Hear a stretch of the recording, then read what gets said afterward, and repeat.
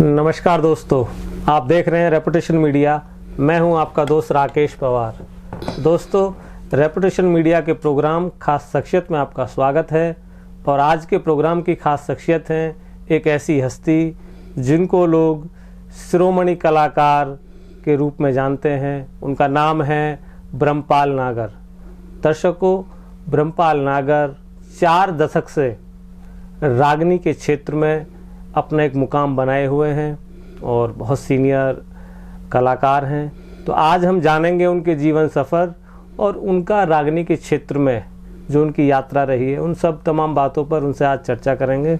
तो आइए आपको तारुफ कराते हैं ब्रह्मपाल नागर साहब से। नागर साहब नमस्कार। नमस्कार पवार साहब, नमस्कार। आपके समस्त श्रोताओं को, दर्शकों को भी नमस्कार। जी जी, धन्यवाद, थैंक यू। कैसे हैं आप? मैं ठीक हूँ, बिल्कुल। आप सुनाइए पवार साहब। मैं बिल्कुल अच्छा हूँ और हमारा बचपन, हमारी जवानी सब आपकी रागनियाँ सुनकर हम लोग बड़े हुए हैं। जी जी जी। और बड़ा आपका इस क्षेत्र में दबदबा, बोलबाला और बड़े लोग आपकी फ़ैन फॉलोइंग रही है। जी जी। हम स्टार्टिंग करेंगे आपके बचपन से ही। आप बेसिकली रहने वाले कहाँ के हैं? बरौला गांव है मेरा, गौतम बुद्ध नगर में, नोएडा के पास, नोएडा सेक्टर 49। जी जी जी जी। तो नागर साहब, बचपन में क्या पोजीशन थी? आज तो शहर है वो गांव आपका। नहीं, किसान ही थे, किसान सब खेती बाड़ी करते थे। तो आपकी एजुकेशन गांव में ही हुई? कहाँ? मेरी एजुकेशन तो सदर सराय इंटर कॉलेज में हुई। ये कहाँ है? वहीं आसपास? ये नोएडा में ही है। ओके। और ग्रेजुएशन भी नोएडा में हुआ जी, डिग्री कॉलेज में।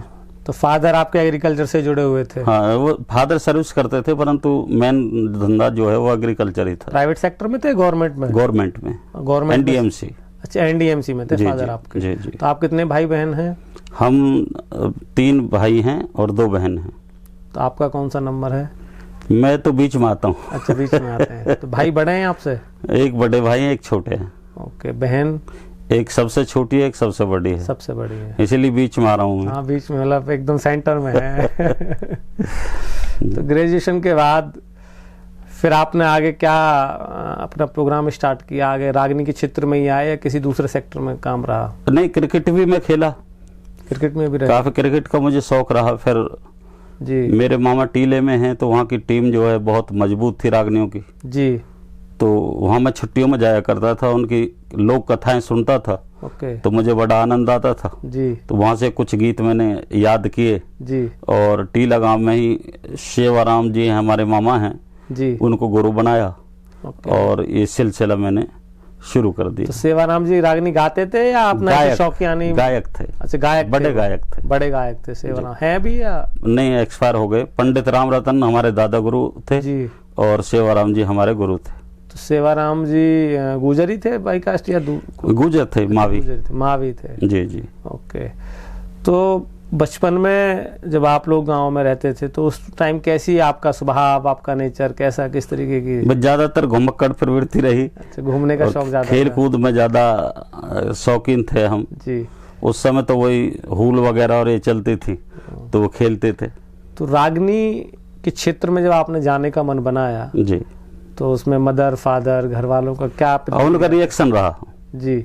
उन्होंने मना किया शुरू में कि भाई कहाँ रागनी वागनी के चक्कर में हाँ, पड़ गए। परंतु जब उनको लगा कि भाई लोग बाग अच्छा सम्मान दे रहे हैं और जगह जगह शील्ड और इनाम मिल रहे हैं, तो उन्होंने फिर मेरी छूट कर दी कि आप जाइए।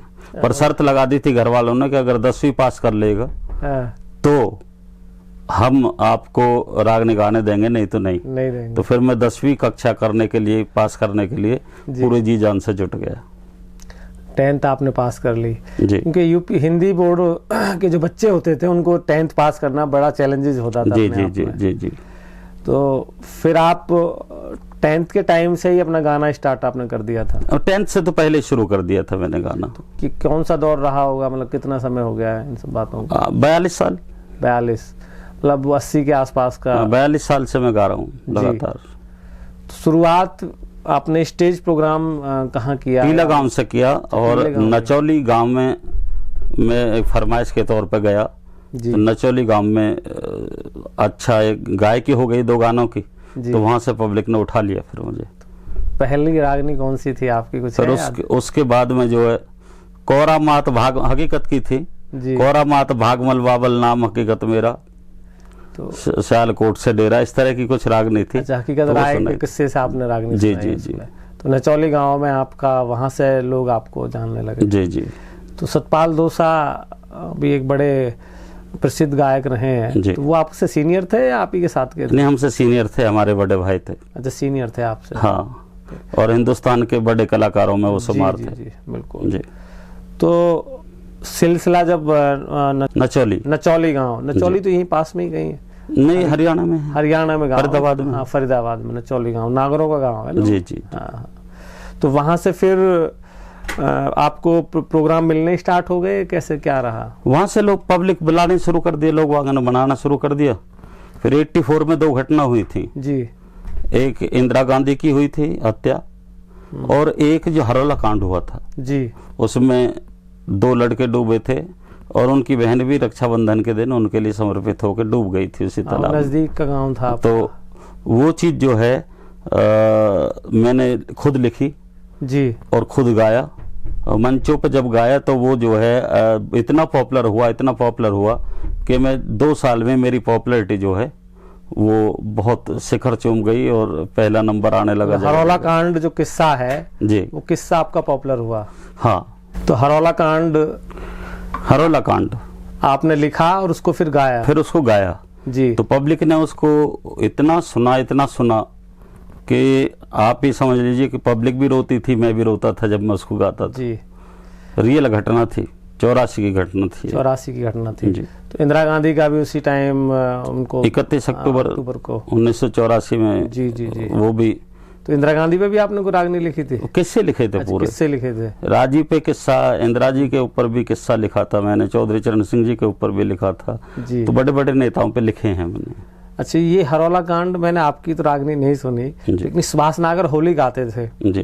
तो वो मैंने हरौला कांड सुना, उसमें बहुत बचपन की मुझे बात ध्यान जी, है। मैं 99 या 2000 के आसपास। जी। तो मुझे पूरी हिस्ट्री उसकी याद है कि भाई वो बच्चे जो है उसमें दरअसल वो मेरी कथा के बाद ही ना, जब हाँ, ये कथा पॉपुलर हो गई जी, तो फिर लोगों ने इसको तरह तरह से रशियाओं में भी, होली में भी ढाल के और गाने की कोशिश की। जी जी। बाकी पूरा स्टार्टिंग और गाना मेरा ही था। हाँ, बड़ा मार्मिक। जब ये मार्मिक पूरे देश में छा गया तो जब लोगों ने फिर इस पर होली बनानी शुरू कर दी और गीत बनाने शुरू कर दिए, महिला गीत बनाने शुरू कर दिए, तो बढ़ता चला गया वो। शादी कब हुई आपकी? शादी मेरी हुई 84 में। अच्छा, 84 में। जी। कितने बच्चे हैं? बच्चे मुझ पे 2 बेटी हैं, 1 बेटा है। अच्छा, बेटियां बड़ी हैं छोटी? बड़ी बेटी है, 3 बच्चों की शादी हो गई, गौरव संस्थान संभाल रहे हैं अभी। ओके। तो शादी कहाँ से हुई मेरी? जी। मैं कैलाशपुर गांव है भाटियों का, दादरी में ही। भाटी है। हाँ। अरे तो चलो, बहुत बढ़िया। यहाँ से हुआ। जी जी। तो आपने अपनी अलग पार्टी उसी दौरान बना ली थी या बाद में बनाई? अपनी पार्टी तो उसी समय अलग बना ली थी मैंने। अलग बना ली थी? अलग पार्टी बना के और अलग ही गाना शुरू किया। और क्या एज रही होगी जब आपकी? मेरी रही होगी, आप लगा लीजिए ज्यादा से ज्यादा 22 साल। 22 साल। तो आपके टाइम के, आपके साथ के कलाकार कौन कौन थे उस जमाने? मेरे साथ के महाशय सतपाल जी थे, बड़े मुझसे सीनियर थे जी। और आपके विक्रम सिंह गणौली जी, आपके प्रकाश नचौली, रोशनपुर से थे हमारे कई कलाकार। भिखारी लाल तंवर कहाँ के थे? तंवर भिखारी लाल में हमारे साथी कलाकार थे जी। ये कौन से गांव के थे? ये गांव इनका पड़ता है, गुलावटी के पास पड़ता है गांव इनका। गुलावटी के पास? जी जी। तो ये मेरे साथी कलाकार रहे हैं। ऋषिपाल कौशिंदर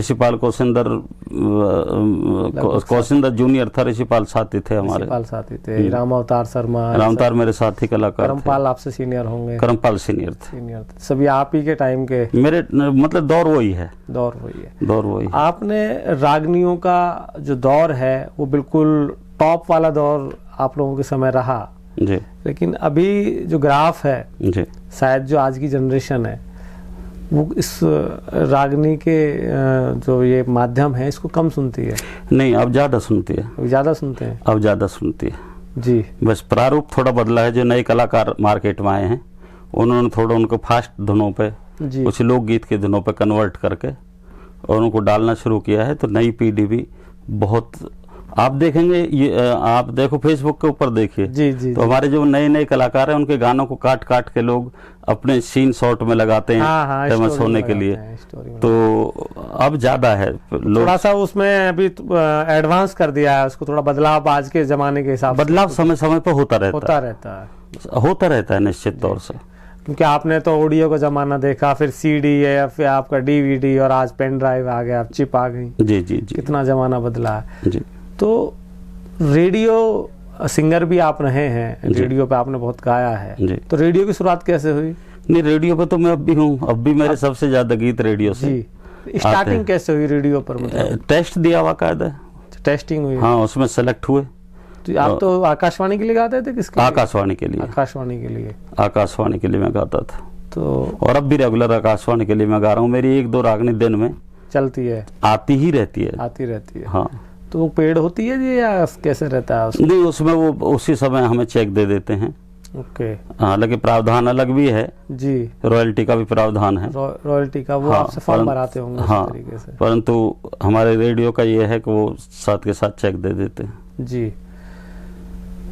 आपने एक लंबे दौर रागनी गाई जी। तो ऐसा कौन से शिष्य हैं आपके जिनको आप मानते हैं कि यार ये मेरे शिष्य हैं और इन्होंने बड़ा नाम रोशन किया? शिष्य तो काफी हैं, जैसे उदयवीर सिंह चौहान हैं जी, राम कुमार लखा है, भजन सम्राट के नाम से आज जाना जाता है। हाँ। जयवीर भाटी हैं, सुरेंद्र भाटी हैं, टीकम नागर हैं जी, योगेंद्र चौधरी बुलंदशहर हैं, कौशिंदर भी मेरे यहाँ सीखा काफी टाइम तक। जी, वो भी खजाना, वो गुरु उनको महाशय जी को मानता था, पर हमें भगवान की तरह मानता था कौशिंदर। जी जी जी। तो वो भी, और जो भी जिनके भी जिन कलाकारों ने गुरु बना रखे थे और वो मेरे पास सीखने के लिए आए, तो मैंने उनसे यही कही है कि जो आपने गुरु बना रखा है, सुमन रखा है, जी जी, आप गुरु उनको ही रखिए, मुझे आप मुझसे सीखिए, बढ़िया तरीके से आगे बढ़िए। तो क्योंकि गुरु परिवर्तन करने का जो एक परंपरा है वो बड़ी खतरनाक है। जी जी, गुरु एक बार जो बना लिया बना लिया। हाँ, नहीं सही बात है, बिल्कुल ये है। सही।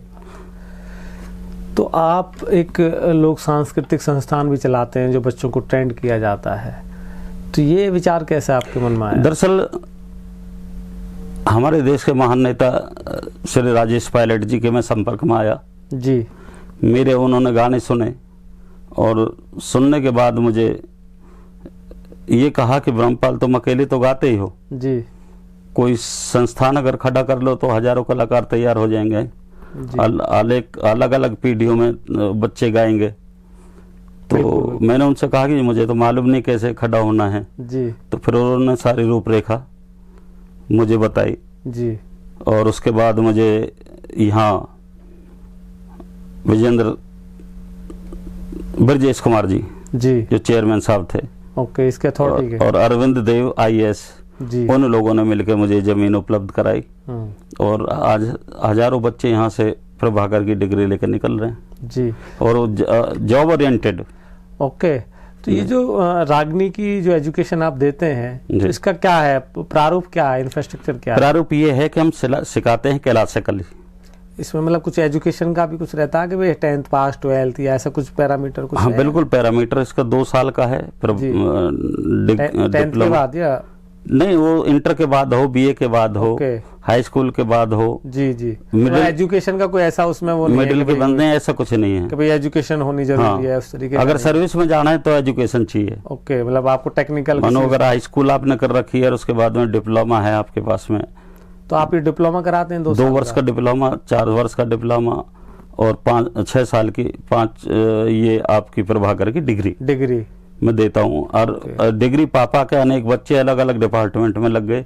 आजकल संगीत टीचर हर जगह जरूरी है। जी जी जी जी जी, तो गवर्नमेंट जॉब पा रहे हैं बच्चे यहाँ से। नहीं, ये तो अच्छा। और गांव देहात के बच्चों के लिए मैंने निःशुल्क रखा है। ओके, उनसे कोई फीस वगैरह नहीं, केवल जो सरकारी फीस है वो अपनी जमा करें और आगे निकले। ये तो आपने बहुत शानदार काम रखा। तो इसकी एफिलिएशन किसी यूनिवर्सिटी से ले रखी है आपने या क्या गवर्नमेंट का कोई सिस्टम? प्रयाग संगीत समिति, प्रयाग इलाहाबाद में एक पुरानी संस्था, वहाँ से एफिलिएशन। ओके। तो ये तो बहुत शानदार आप कार्य कर रहे हैं कि भाई इतने युवाओं को रोजगार भी मिल रहा है और फिर एक इस संस्कृति को जानने का मौका भी मिल रहा है। जी जी जी। एक रागनी है आपकी बेईमाने की कार बुरी। हाँ भजन है, पछताना। उपदेश ये- है। अच्छा ये रागनी मैंने तो सुनी है, जी, करके पछताना हो जाएगा, जी, जी, जी, बदी करनिया। जी जी। इसके कुछ बोल बोल सुनाएंगे आप हमारे दर्शकों को? अरे बेईमाने की कार बुरी, करके पछताना हो जाएगा, बदी करनिया मानस के सर,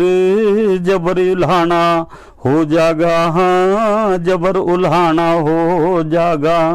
जो पंचायत में कड़वा बोले, वो पंच नहीं लंकारी से, ऐसे मानस ते मेल समझ लो, वो पैनी धार कटारी से। वो इनकी सुन ले और तुमसे कह दे, बस बातों का व्यापारी से। आपस में ना मेल रहन दे, वो पक्का ऊत पुजारी से।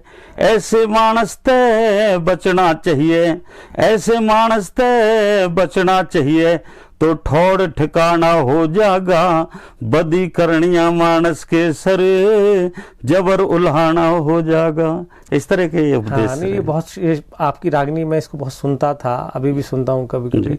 इस रागनी के अंदर आपने इतना शानदार मैसेज दिया है जी कि जो समाज के ऊपर बिल्कुल फैक्ट बैठता। जी जी। तो ये मैं अक्सर सुनता था। एक आपकी रागनी और थी, वो शायद नरसावल दे के किस्से से थी, वो एक साहू तैयार हुई थी, वो थी तरह था। और जो दुनिया के कादे हुआ, सारी कार हुई थी, ओड पैर सिंगर सावल दे, दाहू तैयार हुई थी, दाहू तैयार हुई थी। ये पंडित रामरतन शर्मा जी द्वारा लिखित थी जी, और मैंने इस किस्से को गाया है। राजा कारक सावल दे, राजा कारक सावल दे का किस्सा है पूरा ये। शाप तिरह करके कुछ इसमें बोल आते हैं ना। हाँ हाँ हाँ। तो आपने किस कवि की ज्यादा रागनी गाई है? ज्यादातर मैंने पंडित रामरतन जी की जी, और अपनी बनी हुई आपने बनी हुई। हाँ मैंने ज्यादा गाई हैं। बाकी एक दो दो चार चार रागनी सभी कवियों की जो अच्छी लगी, वो सभी महान कवियों की मैंने लक्ष्मीचंद गाई। निश्चित निश्चित।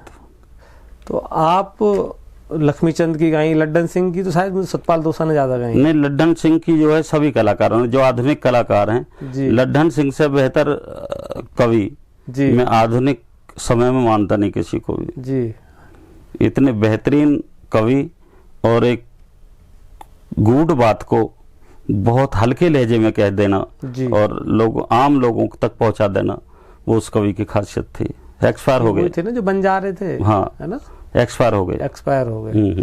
लेकिन साहब एक चीज तो है कि जितने भी ये कवि हुए, लेखक और जितने भी संगीतकार तो चलो फिर भी फ्रंट पे आ जाते हैं, लेकिन लोगों की लाइफ बड़ी मुफलिसी की रहती है। मतलब ज़्यादा फाइनेंशियल इकोनॉमिक इतने स्ट्रांग ये लोग नहीं पाए जाते। जी जी। तो इस पर क्या कहना है आपका? मेरा ये कहना है कि भविष्य के बारे में तो हर आदमी को किसी भी विधा में हो जी, उसको सोचना चाहिए। बिल्कुल। अच्छा, हम लोग जब पीक पे होते हैं तो हम ही समझ बैठते हैं कि शायद हमारा काम ऐसे ही चलता रहेगा जिंदगी भर जी, और वो पहले से कोई योजना ऐसी तैयार नहीं कर पाते कि भाई हम 5 साल गा सकते हैं, 10 साल गा सकते हैं, उसके बाद क्या। बिल्कुल। तो ये चीज मैंने सोची, मैंने क्योंकि अकेला संस्थान आपके पूरे भारतवर्ष में है लोक कलाकारों का, जो ये संस्थान बना। जी जी, बिल्कुल। ये सोचा कि भाई आगे क्या, विचार, मानो 4 साल गा सकता हूँ, 5 साल गा सकता हूँ, आगे बच्चों का पालन पोषण कैसे है, तो उसमें फिर ये संस्थान वगैरह बनाया। बात आप कह रहे हैं जी, इस पर मैं एक दिन विचार कर रहा था जी, क्योंकि हम लोग देहात से आते हैं, गांव में पैदा हुए हैं, गांव में रहे हैं और एक ऐसी संस्कृति से आते हैं जो हरियाणवी टच, गुजरी टच, जी, जो रागनियाँ होती हैं, कि ब्रह्मपाल नागर ही एक ऐसे सिंगर मुझे दिखाई दे रहे हैं जी, जो इकोनॉमिक भी, जो सोशल भी, जो सामाजिक। क्योंकि अक्सर सिंगर्स जितने भी मैंने देखे हैं, किसी में कुछ थोड़ी सी खाने पीने की कोई ऐप हो गया, किसी में कुछ, किसी में कुछ, और वो लोग एक लॉन्ग टर्म जाके ग्रो नहीं कर पाते। हाँ, दरअसल ये है कि कोई भी कला है, इंसान में जितना गुण लेकर आती है उतने अवगुण भी लेकर आती है। उस अवगुण को जो है अब उसको जो संभाल पाए वो आगे बढ़ जाता है, और जो नहीं संभाल पाता, मानो दारू में बह गए या और चीजों में बह गए, तो निश्चित तौर से फिर नीचे आना जरूरी है। फादर को कितना समय हो गया? फादर मेरे 5 साल पहले एक्सपायर हो गए। अभी जल्दी में हो? जी जी जी। तो ब्रह्मपाल नागर का नाम देश दुनिया में लोग जानते हैं, सुनते हैं, तो उनको तो बड़ी खुशी होती होगी क्योंकि उन्होंने एक आपका पूरा एक समय देखा, पूरा काल देखा है। कंडीशन ये नहीं कि आप कौन सा काम कर रहे हैं, जी जी। कंडीशन ये है कि जिस काम को कर रहे हैं उसके शिखर तक कौन पहुंच रहा है। जी जी जी। और जब शिखर पे आप किसी भी चीज़ में पहुंचते हैं तो उसका इम्पैक्ट अपने आप में अलग आता है। जी। और माँ बाप से ज़्यादा तो शायद खुशी किसी को, मुझे लगता है, बिल्कुल बिल्कुल बिल्कुल होती नहीं। वो मदर है भी या मदर भी? मदर हैं। मदर हैं। मदर हैं। तो बहुत खुशी होती है कि भाई हमारा बच्चा, या माँ बाप को तो होती है, गांव के लोगों को, अड़ोस नहीं, के गांव लोगों को, क्षेत्र को, पूरा देश को भी, जहाँ भी जाएंगे लोगों को अपना तो, अगर हम, हाँ ठीक है स्टेज पे हम कलाकार हैं, जी, परंतु उससे नीचे उतरने के बाद अगर हम सोशल हैं तो निश्चित तौर से लोग प्यार करेंगे आपको। करें। और आपका मैंने आपके कई लाइव प्रोग्राम भी देखे हैं, आज नहीं बहुत पहले बचपन में भी देखे हैं। आप जब संचालन करते हैं, आपका जो बोलने का तरीका, आपकी एक टोन जो होती है जी और लोगों को प्रेजेंट करने की, वो बिल्कुल एक अपने आप में बेमिसाल है। जी बहुत कम सिंगर संचालन अच्छा कर पाते हैं, जी कवि तो कर लेते हैं, लेकिन सिंगर जो है वो बहुत कम है ऐसे जो संचालन जी जी इतने अच्छे तरीके से कर पाते हैं।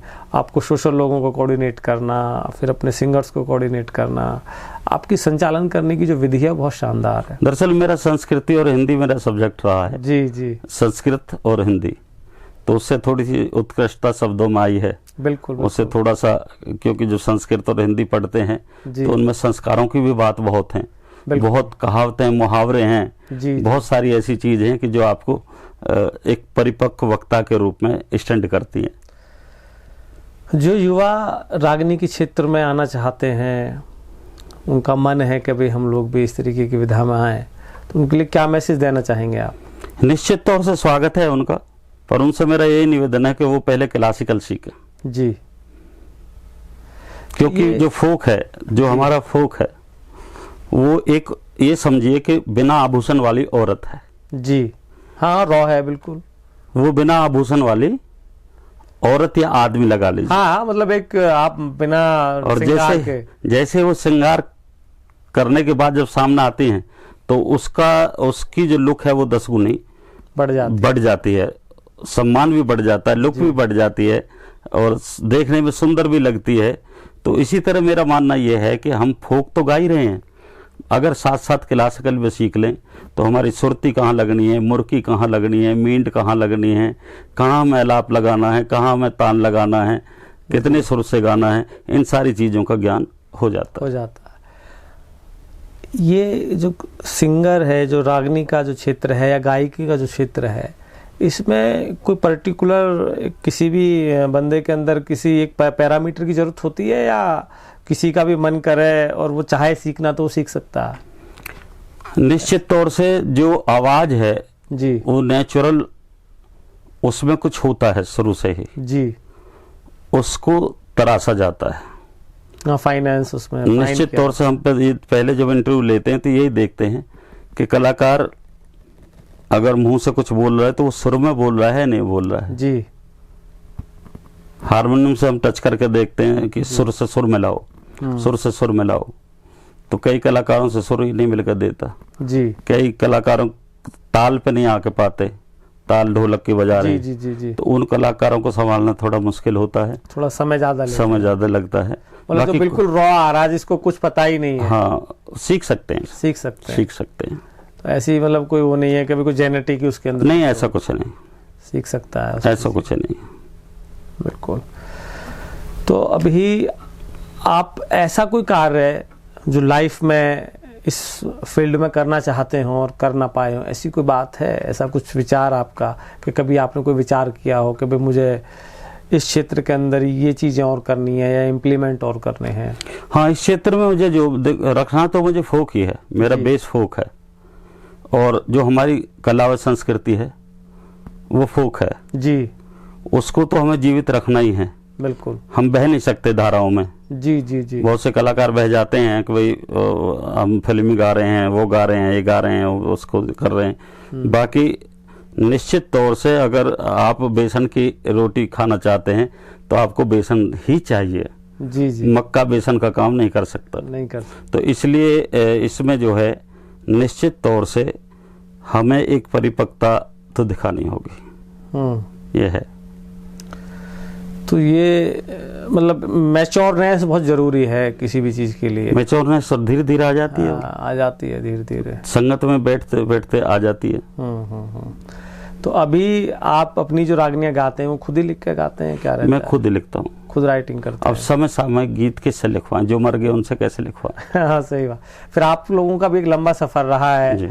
तो उसमें तजुर्बा हो जाता है कि भाई हमें किस उसमें लिखना है। फिर मन में जो विचार आते हैं तो तुरंत लिखने पड़ते होंगे। विचार भी आते हैं। और सरस्वती माँ का कोई भी कलाकार है, ब्रह्मपाल नागरी नहीं जी, कोई भी कलाकार है जो कला के क्षेत्र में है, माँ सरस्वती का आशीर्वाद उनको है जी। अब वो कितना मना पाते हैं माँ सरस्वती को, कितना सम्मान दे सकते हैं उनको, उतने वो प्राप्त करेंगे।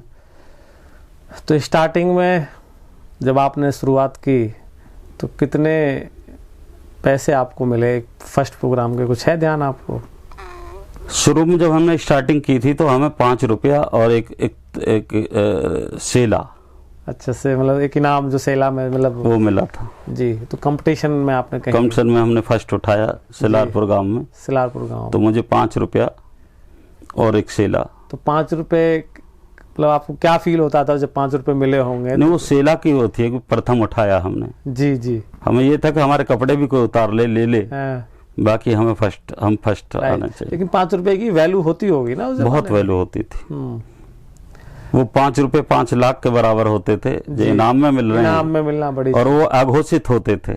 बिल्कुल भाई सेलाहर, इसमें कुछ इनाम भी है। कुछ इनाम भी है मतलब एक वो गुप्त रखी जाती थी। हाँ, कि भाई अमाउंट गुप्त रखा जाता। तो हाईएस्ट इनाम क्या मिला आपको? इनाम में जो मिला मतलब इनाम में कुछ इस तरीके की चीजें मिली, जैसे किसी को स्कूटर मिला, किसी को बाइक मिली, इस तरीके का कभी कुछ रहा है? ऐसा तो बहुत टेलीविजन वगैरह, मोटरसाइकिल वगैरह, साइकिल वगैरह, रेडियो, टेप रिकॉर्ड, बड़ी बड़ी शील्ड्स, ये सब जो है गाने में हमको मिले। जब आप 90 के दशक में गाते थे और आज जो 2021 या 22, 23, 24 ये चल रहा है, 30 का दशक चल रहा है जी, तो जो आपके सुनने वाले श्रोता थे जी, उनमें क्या महसूस करते हैं? अभी कुछ बदलाव उस टाइम के? हाँ निश्चित। अब के जो श्रोता हैं वो चटक भटक सुनना चाहते हैं। थोड़ी पहले वाले श्रृंगारिक चीजों पर को ज्यादा महत्व देते हैं। पहले वाले इतिहास पे ज्यादा, पहले जो गंभीर इतिहास को ज्यादा सुनते थे, जिसमें गंभीर हो, गंभीर कथाओं को ज्यादा सुनते थे, जो जिनका मतलब आप ये समझो,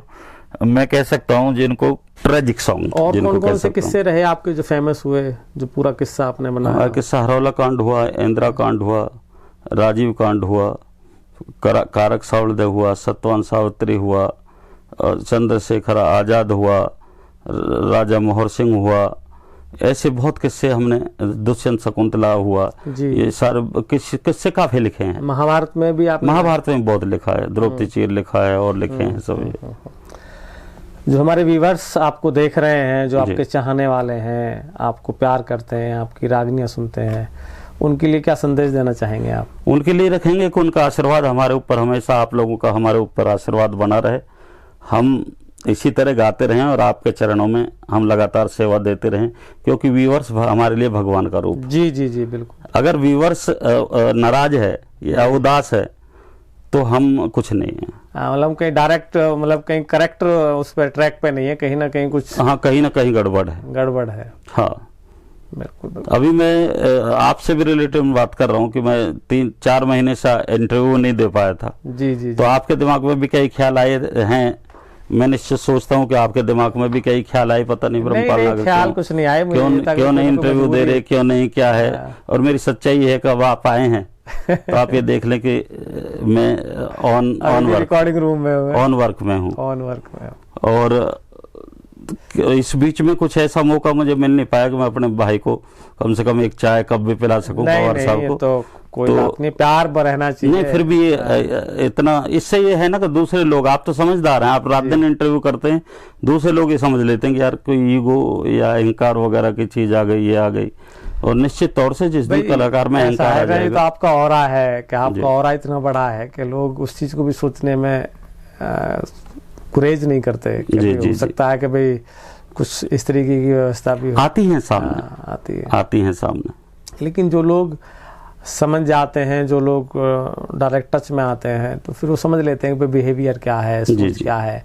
जब तक आदमी डीपली किसी चीज को नहीं जानता तो फिर तो कुछ भी सोच सकता है। अच्छा, मेरे बारे में एक चीज और है कि पूरे हिंदुस्तान को ये पता है कि ब्रह्मपाल नशा नहीं करते, जी दूध दाल और रोटी से अलग कुछ खाते नहीं। जी।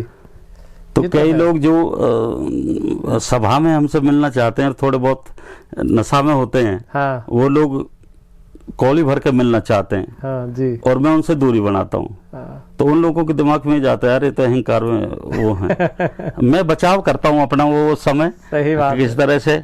मैं रियल बता रहा हूँ भाई साहब, अगर कोई दारूबाज या बीड़ी वाला मेरे पास में बैठ के हाँ, और उसने बीड़ी पी ली तो मुझे उतना ही नशा हो जाता है जितना उस आदमी को नशा। नेचुरली वो होता है, वो धुएं से भी हो जाता है। वो हमारे साथ भी प्रॉब्लम है ऐसी कि जी। कोई पी रहा है ना तो मुझे तो वहां से जाना पड़ता है, नहीं तो मेरे सर में हेडक हो जाता है उस जी धुएं से ही। जी जी जी। तो जो लोग नहीं करते उनको होता है। तो तीसरी चीज ये है कि आप लोगों की जो करेक्टर होते हैं या जो आप सिंगर हैं, जी उनको लोग चाहते हैं, मानते हैं, और उनको उन पर अपने का अधिकार भी उनका होता है कि भाई हम इनके जो नहीं, है उनका हक है, हक है। लेकिन कई बार चीजें ऐसी होती हैं कि वो हालात कुछ ऐसे हो जाते हैं। अब वो तो नशे में है, जी वो तो सोच रहे हैं कि नहीं क्यों नहीं मिल रहे, उनको ये एहसास नहीं है कि भाई तुमने दारू पी रखी है, जी, इस जी, तरीके जी। की चीज है। तो वो समझनी चाहिए लोगों को। इसमें देखिए एक तरफ से ही चीज गलती नहीं होती, बिल्कुल, एक तरफ से बिल्कुल। चीजें नहीं होती। यही है। देखिए आपका एक 4 दशक का ये सफर रहा है और हमें तो आशा है कि आप ऐसे ही गाते रहे जी और हमारी शुभकामनाएं आपके साथ है। आप हमेशा युवा बने रहे और पवार साहब, मैं तो इस चीज में एक चीज आपसे निवेदन करना चाहता हूँ जी कि आप एक बहुत बड़ा काम कर रहे हैं, क्योंकि मैंने देखा आपने लोक कलाकारों को ज्यादा उठाया है। जी जी जी और सच्चाई ये है कि जिस लोक कलाकार का इंटरव्यू आपके थ्रू जाता है, उस लोक कलाकार को लोग जानने की कोशिश भी करते हैं, उसके बिल्कुल, बारे में बिल्कुल। कहाँ का रहने वाला है, क्या है, कैसे करता है, क्या नहीं करता है। और उसको आपके चैनल के माध्यम से चैनल का नाम क्या हमारे रेपुटेशन मीडिया, रेपुटेशन मीडिया के माध्यम से जब लोग सुनते हैं तो उनको एक कलाकार के बारे में सच्ची नॉलेज जी जी जी बिल्कुल उनको होती है। तो इस बात के लिए पवार साहब मैं आपका बहुत बहुत दिल से धन्यवाद करता हूँ। जी जी बिल्कुल साहब, थैंक यू। ये जो लोक गायकी का जो क्षेत्र है ना, इसको ना लोग उतना सीरियस नहीं लेते। इनकी अभी मैंने जैसे काफ़ी लोगों के इंटरव्यू किए हैं, मेरे मन में ये था कि भाई इन लोगों को भी जो है, इन लोगों की भी जो गाथाएं हैं, इन लोगों का जो अपना एक एक्सपीरियंस है, इनके जो जीवन से जुड़ी हुई चीज़ें हैं, वो पब्लिक डोमेन में आनी चाहिए। जी क्योंकि पता नहीं होता बेचारे अपना, अभी आपके टाइम में तो चलो पैसा होने लगा है, नहीं आपसे पहली जनरेशन में तो पैसा था ही नहीं। जी जी वो बेचारे अपना ऐसे ही अपना खाना पीना हो गया, गा दिया, चीज़ें हो गई। आपके टाइम में थोड़ी कमर्शियल हो गई थी चीज़ें, तो आप लोग कहीं सस्टेन कर पा रहे हैं। नहीं, हमने टाइम देखा है कि जी। 2 टाइम हमने देखे हैं पवार साहब जी कि जब कमसन गाते थे तो हमारे लिए माइक वगैरह कुछ नहीं होता था, संगीत जी। वगैरह कोई नहीं होता था, मटका और चिमटा पे हम गाते थे वैसे ही गाना पड़ता था। और कोई माइक का साधन या कुछ नहीं होता था। जी। और 4-4 दिन 3-3 दिन कमसन रहते थे, लगातार गाते थे। आवाज की तो बैंड बज जाती और होगी। एक राउंड में 12-12 14-14 रागनी 8-8 रागनी इस तरह की गाई जाती थी। तो 4 दिन में जो जिसको फर्स्ट उठाना है, जी आप समझ लो कि उसके हिस्से में कम से कम 40 रागनी बताइए। आ गई। और 40 रागनी गाना कोई मजाक नहीं था। जी वो भी दौर मैंने देखा है। उसके बाद फिर पैसे जो है लोग बाग फ्री में गाते थे, जी ये परंपरा थी कि अगर कोई किसी ने पैसा लेने की कोशिश की तो ये कहते थे यार ये तो बिक गया। बिक गया, उसको बुरा मानते थे। तो मैंने वो शुरुआत की, जी अगर लोग मानते हैं तो मानने दें, हम बिक गए। जी तो मैंने जो है 5,000 रुपया लेना शुरू किया स्टार्टिंग में लोगों से। जी और जैसे ही मैं 50 तक पहुंचा, 50,000 तक, तो मेरे जो छोटे से छोटे भी कलाकार थे उनको भी 5, 10, 15, 20,000 रुपया हाँ, मिलने लगे। मिलना शुरू हो गया। उनको कलाकारों ने बुलाना शुरू कर दिया, उनकी रोजी रोटी चलनी शुरू हो गई, जी, उनके जी, चूल्हे अच्छी तरह से शुरू हो गए। नहीं तो मुझसे पहले आप जो शुरू में आपने कही, जी। मुझसे पहले कलाकारों को देख लीजिए, अधिकतर कलाकार भूखे हाँ, मुफलिस मर ही के नहीं रहे और चले गए। तो मैंने ये चीज जो है समाज का चैलेंज स्वीकार किया जी। कि भैया आप बिल्कुल खूब कहिए कि हम बिक गए, सही बात है। आप आनंद ले रहे हैं यार, हमें पूरी आदत जगा रहे हैं, और आप 5-10 हजार रुपया भी खर्च नहीं कर सकते। कलाकार 10 आदमी आए हैं इकट्ठे होके, अपनी खेती का काम छोड़ के आए हैं, अपने घर का काम छोड़ के आए हैं, अपनी पत्नी बच्चों को छोड़ के आए हैं, पूरी रात गाना है। कम से कम उनकी जेब में भी अगर 500-500 रुपया भी डल के नहीं गए तो फिर काहे की गायकी है। सही बात है। और इसलिए वो टूट जाते थे, बाद में खत्म हो जाते थे। हाँ, जब वो लोग सस्टेन कैसे कर पाएंगे। पर आज एक छोटे से, ये आपकी देन है, मुझे नहीं कहना चाहिए, कान पकड़े मैं कह रहा हूँ कि आपकी देन है ये, कि आज छोटे से छोटे कलाकार भी 20-25-30 हजार रुपया आराम से राजी होकर लोग दे देते हैं।